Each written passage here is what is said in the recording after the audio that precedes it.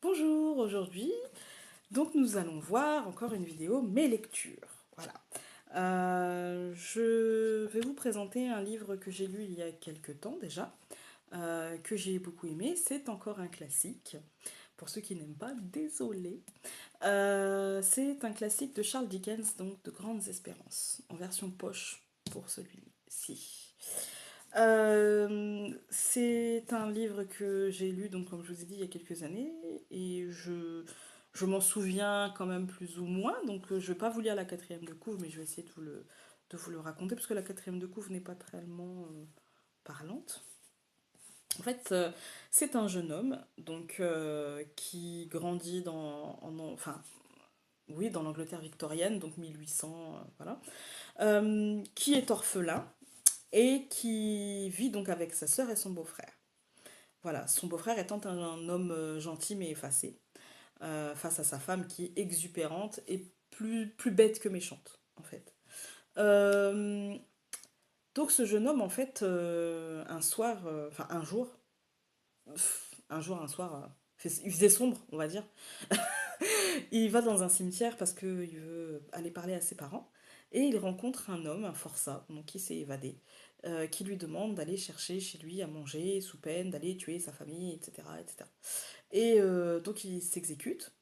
Et avec, bon, les mois passent, les semaines passent, voilà, et il finit par devenir garçon de compagnie d'une dame âgée qui habite donc pas loin de chez lui. Et cette dame âgée va le prendre en amitié et va lui permettre d'aller étudier à Londres.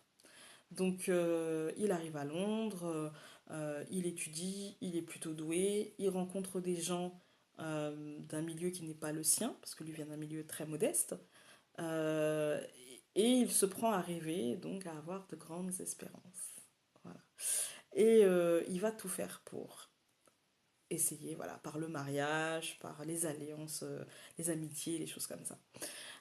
Et puis un jour, donc, le forçat qu'il avait croisé dans le cimetière, il le retrouve. Enfin, plutôt, le forçat le retrouve. Voilà.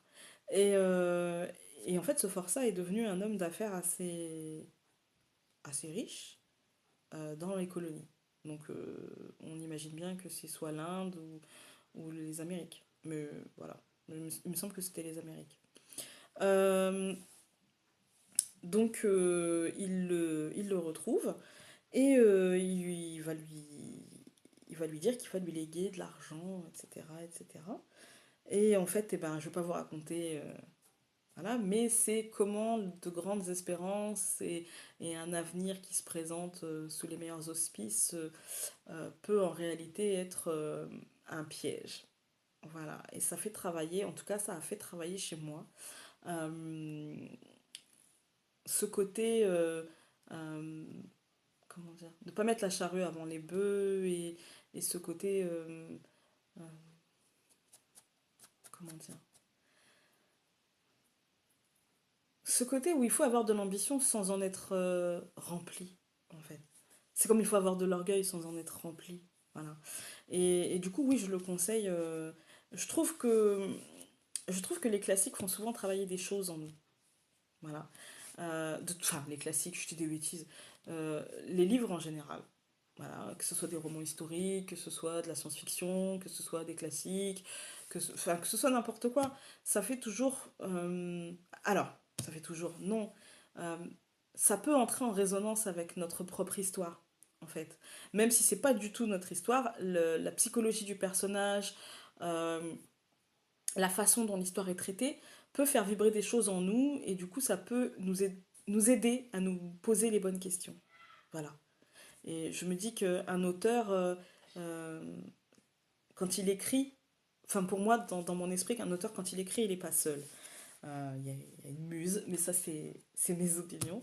Et elle est là, pour moi, cette muse, pour essayer de faire entrer en résonance ce texte avec, euh, on va dire, les personnes visées. Voilà. Et, et donc voilà, ce livre-là, j'ai voulu un jour me mettre au classique, me mettre à lire des classiques. J'ai commencé par Les Liaisons dangereuses. Euh, Peut-être parce que j'avais besoin de travailler aussi ce côté naïf chez moi, parce que Je le suis encore un petit peu des fois, mais je l'étais davantage plus jeune. Enfin, plus jeune. Il y a 3 ans, 4 ans. Et du coup, celui-là, oui, il a fait travailler un autre aspect chez moi qui est peut-être le fait, peut-être de se battre davantage pour ce que je veux, même si les peurs sont là et le personnage en est bourré de peur, de stress, de doute, voilà. Du coup, oui, en règle générale, de toute façon, je vous le conseille. Voilà. Par contre, je le conseille aux gens qui ont envie de lire, parce que c'est un pavé. Ça a beau être un livre de poche, c'est un pavé. Euh, je ne l'ai pas lu rapidement. Pourtant, il n'est pas très difficile à lire, mais je ne l'ai vraiment pas lu rapidement parce que j'avais envie de prendre mon temps. Alors là, c'était vraiment du coup une envie.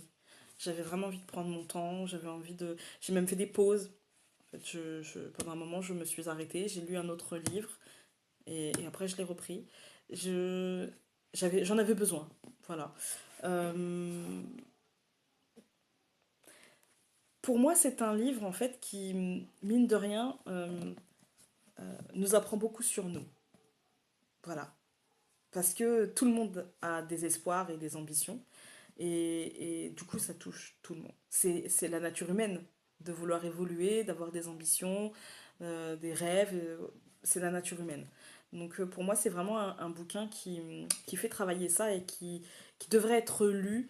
Je dis pas le plus. Pour moi, c'est pas un livre qu'on doit lire quand on est jeune. Vous voyez, c'est pas Les Fleurs du Mal, c'est pas tout ça. Les Fleurs du Mal, adolescent, bah, ça nous parle, hein, voilà, tout ce qui est poème. Enfin, en tout cas, moi, ça me parlait.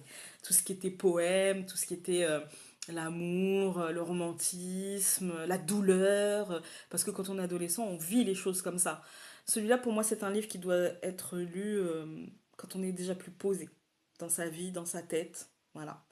Et voilà. Donc, oui, effectivement, je vous le conseille. Je vous mettrai un lien Amazon pour ceux qui veulent se le procurer. Et je vous souhaite bonne lecture. Salut!